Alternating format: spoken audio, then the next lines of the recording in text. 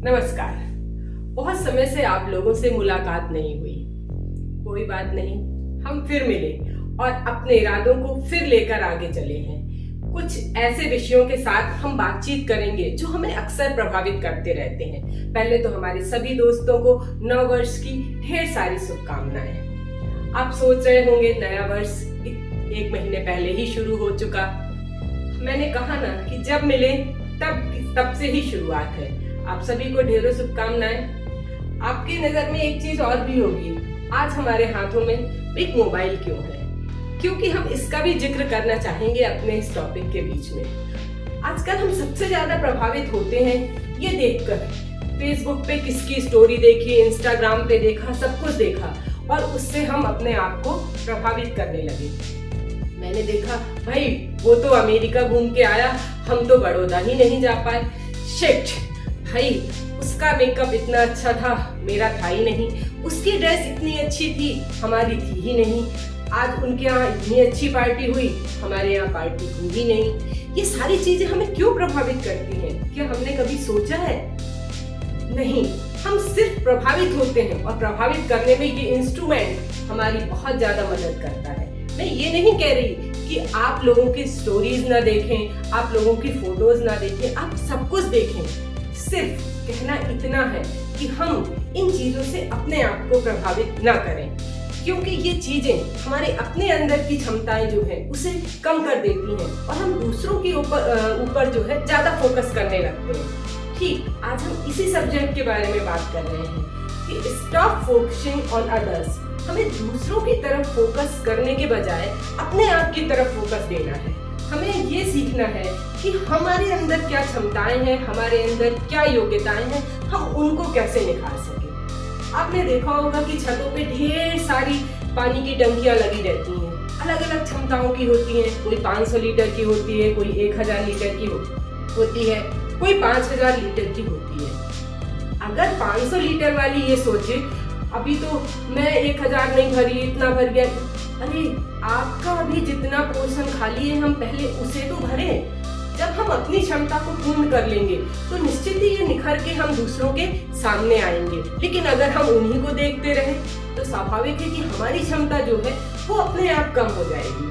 अगर हम स्टूडेंट से पूछें या किसी से भी लाइफ में, सबने एक रिटन पेपर दिया होगा, भाई कितने लोगों ने कॉपी की?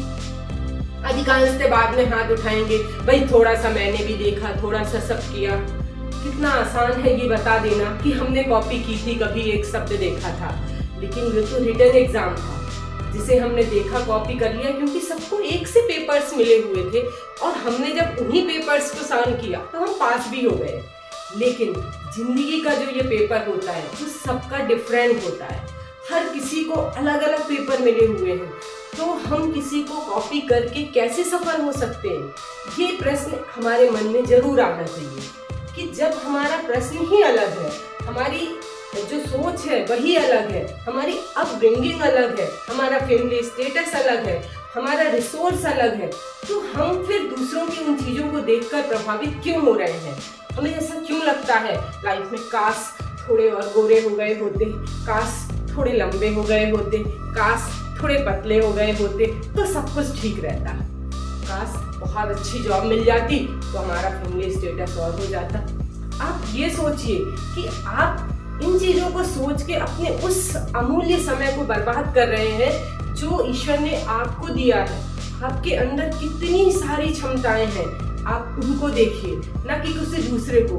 क्योंकि ये मान के चलिए कि हर व्यक्ति का अपना अपना जो है वजूद होता है, उसकी अपनी कैपेबिलिटी होती है, वो जिस परवरिश से पला बड़ा उसकी अपनी सोच होगी, उसका रहन सहन, उसका सब कुछ डिफरेंट होगा। इसलिए हम दूसरों से प्रभावित बिल्कुल भी ना हो। इसी बात पे एक कहानी याद आ गई। एक बार एक पड़ोसी ने देखा कि उसके पड़ोस वाले जो थे वो अपने बच्चे को शाम को पीट रहे थे। उन्होंने जाके पूछा, भाई आप इसको क्यों पीट रहे हैं? उन्होंने जवाब दिया, इसका कल रिजल्ट आने वाला है। उन्होंने कहा, रिजल्ट तो कल आने वाला, आप क्यों पीट रहे हैं? उन्होंने कहा, क्योंकि मैं कल बाहर जा रहा हूँ, इसलिए इसको आज ही पीट के जा रहा हूँ। कहने का मतलब है कि उन्हें मालूम था कि ये नहीं पढ़ रहा है, इसका रिजल्ट ऐसा आएगा, इसलिए इसको आज ही मार दो। हम अपने जीवन में अपनी क्षमताओं, अपने जो भी हमें प्राप्त है, उन प्राप्त चीजों को निखार के कितना, ईश्वर हर किसी को बहुत कुछ दे के भेजता है, लेकिन वो सफल क्यों नहीं हो पाता? क्योंकि वो हमेशा दूसरों को देखने में ही ज्यादा व्यस्त रहता है। और आज इस फोकसिंग ऑन अदर्स में सबसे बड़ा रोल हमारे हाथ में लिया हुआ ये कर रहा है। इसको आप देखें, लेकिन सिर्फ उन चीजों के लिए जो आपको प्रभावित ना कर सके, या आप अपने अंदर इस क्षमता को डेवलप करें कि ये हमें प्रभावित ना करे, बल्कि हम उनमें से अच्छा सीख के हमारे अंदर जो चीज है उसका विकास कर सके, तब तो ठीक है। अन्यथा ये आपको पूरी तरीके से मिसगाइड कर देगा, और मिसगाइड करने के साथ साथ आपकी मेंटल हेल्थ को ये सबसे ज्यादा प्रभावित करेगा। 2 लाइनें कही गई हैं, मुश्किलें दिल के इरादों को आजमाएंगी, मुश्किलें दिल के इरादों को आजमाएंगी, ख्वाबों और सपनों की अपनी नजरों से आजमाएंगी, ख्वाबों और सपनों को अपनी नजरों से आजमाएंगी, गिरकर तुम्हें ही उठना है दोस्तों, क्योंकि ये ठोकरें ही तुम्हें जीना सिखाएंगी। आप इन जीवन में जितनी भी आपसे गलतियां हुई हैं, जितनी भी ठोकरें खाई हैं, आप मानिएगा कि आप जीवन में उतने ही परिपक्व हो जाएंगे, उतने ही आगे बढ़ना सीख जाएंगे। क्योंकि जिंदगी की हर सुबह कुछ मुश्किलें लेकर आएगी, तो ये शाम जो है वो कुछ तजुर्बे देके जाएगी, और यही तजुर्बा आपको जीवन में ऊंचाइयों पे चलना सिखाएगा। आप अपने जीवन में आई हुई कठिनाइयों से बिल्कुल ना घबराएं। सबसे पहले आज जीवन में हम सब मिलके एक चीज तो निश्चित करते ही हैं कि हमें दूसरों की तरफ नहीं देखना है, मतलब उनकी तरफ फोकस करके हम अपना वो अमूल्य समय बर्बाद ना करें जिसमें हम अपने खुद की विकास की गति को धीमा कर रहे हैं। आप अपने आप को देखिए, वही समय आप अपने आप को देखने, अपनी क्षमताओं को करने, जिस तरह हमारे हाथ की 5 उंगलियां बराबर नहीं होती, मेरा अपना ही हाथ है, लेकिन हर उंगली की बनावट, हर उंगली की वो डिफरेंट रहती है। इसी तरह इस जीवन में हर व्यक्ति अपने आप की क्षमताओं के साथ आता है, अपनी क्षमताओं के साथ जीता है, और अपनी ही क्षमताओं के साथ आगे बढ़ता है। आप भी अपनी क्षमताओं का निखार करें और अपने जीवन की ऊंचाइयों पे पहुंचे। लगता है आज का टॉपिक हम सभी के लिए है, हमें भी इसके ऊपर ध्यान देना है, आप सभी को। फिर मिलते हैं जल्दी ही एक नए टॉपिक के साथ, ताकि हमारे जीवन की राह अच्छी तरह चलती रहे और हम अपने जीवन का विकास करते रहें। नमस्कार।